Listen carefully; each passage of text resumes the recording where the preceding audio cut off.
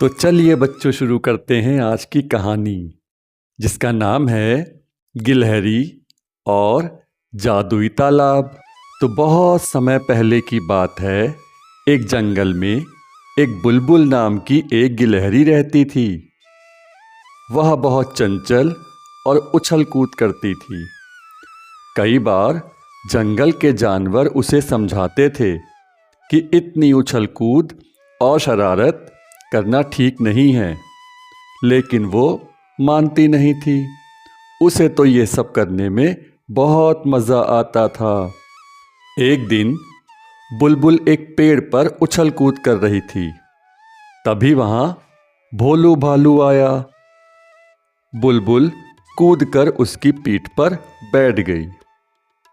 भोलू ने कहा, बुलबुल बहन, आज भी रोज़ की तरह शैतानी कर रही हो।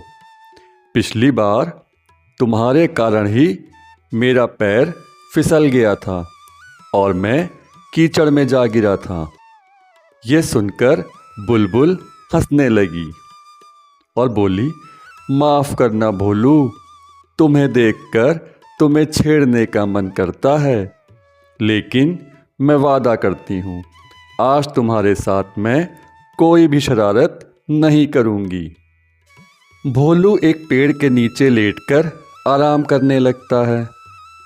कुछ देर बाद बुलबुल की आवाज़ सुनकर उठ जाता है। बचाओ बचाओ, मैं यहाँ पेड़ की डाल पर फंस गई हूँ। भोलू वहाँ पहुँचता है तो देखता है बुलबुल अपनी पूँछ के सहारे लटकी हुई है और कभी भी गिर सकती है। वह दौड़ कर जाता है और सभी जानवरों को बुला लाता है। बुलबुल चिल्लाती है, भाइयों, मुझे बचा लो, मैं पेड़ पर चढ़ रही थी, तभी दो टहनियों के बीच मेरी पूँछ फंस गई। कुछ देर बाद जिराफ वहाँ पहुँचता है। वह गिलहरी को पेड़ से छुड़ाकर नीचे रख देता है। बुलबुल सबका धन्यवाद करती है।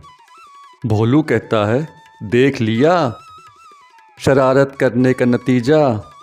वादा करो आगे से तुम कभी कोई भी शरारत नहीं करोगी। बुलबुल वादा कर लेती है। वह 2 दिन चुपचाप अपना खाना खाकर एक पेड़ पर बैठी रहती थी, लेकिन उसका मन बहुत उदास था। उसे तो उछल कूद करने में ही मज़ा आता था।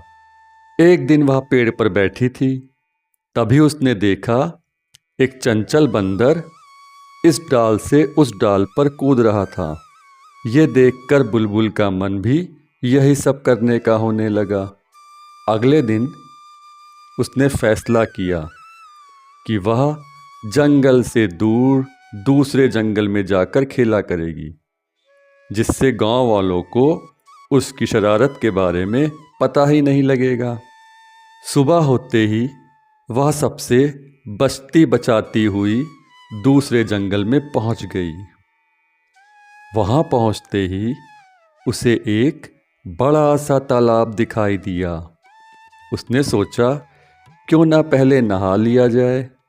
वह जैसे ही तालाब के पास पहुंची, एक चिड़िया ने उसे आवाज़ लगाई, बहन, क्या तुम इस जंगल में नई आई हो? इस तालाब से दूर रहना। इसमें कोई भी नहाने जाता है तो उसके शरीर का एक हिस्सा गायब हो जाता है। बुलबुल बोली, वाह, ऐसा कैसे हो सकता है? तुम झूठ मूठ में मुझे डरा रही हो। चिड़िया ने कहा, तुम्हारी मर्जी, मैं तो तुम्हें सावधान कर रही थी। जाओ नहाकर देख लो, पता लग जाएगा। बुलबुल नहीं मानी। उसने तालाब में डुबकी लगा ली। उसे बहुत मज़ा आया। वह बहुत देर तक तालाब में नहाती रही। जब वह तालाब से बाहर निकली तो चिड़िया उसे देखकर हंसने लगी। बुलबुल बोली, तू हंस क्यों रही है? चिड़िया, तुम्हारी पूँछ कहाँ है? बुलबुल ने पलटकर देखा तो उसकी पूंछ ही नहीं थी। बिना पूंछ के वह बहुत बुरी लग रही थी। बुलबुल रोने लगी। वह तालाब के पास जाकर उससे अपनी पूंछ वापस मांगने लगी। सुबह से शाम होने लगी, लेकिन तालाब से पूंछ वापस नहीं मिली। हार कर बुलबुल वापस चलने लगी। तभी तालाब से आवाज आई, यह जादुई तालाब है। तुम्हें चिड़िया ने मना किया था यहाँ नहाने के लिए, लेकिन तुम नहीं मानी, इसलिए तुम्हारी पूंछ चली गई। बुलबुल ने कहा, मुझे माफ़ कर दो। अब मैं कभी किसी से बिना पूछे उसकी कोई चीज़ इस्तेमाल नहीं करूँगी। तालाब ने कहा, अब तुम अपने जंगल में जाकर सब जानवरों से माफ़ी मांगो और आज से शरारत करना बंद करो। जंगल में सबकी मदद करो, फिर धीरे धीरे तुम्हारी पूंछ वापस आ जाएगी। बुलबुल जंगल वापस आ जाती है। अगले दिन सब बिना पूंछ की गिलहरी की हंसी उड़ाने लगते हैं, लेकिन बुलबुल बुरा नहीं मानती। वह सबसे माफ़ी मांगती है। फिर वह सबकी मदद करने का वादा करती है।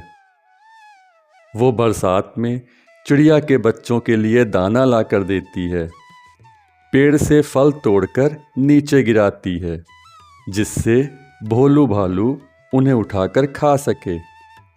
इसी तरह वह सब जानवरों की मदद करने लगती है, जिससे सब उसे दुआएं देते हैं। उनकी दुआओं से उसकी पूंछ धीरे धीरे वापस आ जाती है। यह देखकर गिलहरी बहुत खुश होती है। तो इस कहानी से हमें ये शिक्षा मिलती है कि हमें ज़्यादा शैतानी और शरारत नहीं करनी चाहिए। बेवजह किसी को परेशान नहीं करना चाहिए। और हाँ, बिना आज्ञा के किसी भी चीज़ को इस्तेमाल नहीं करना चाहिए।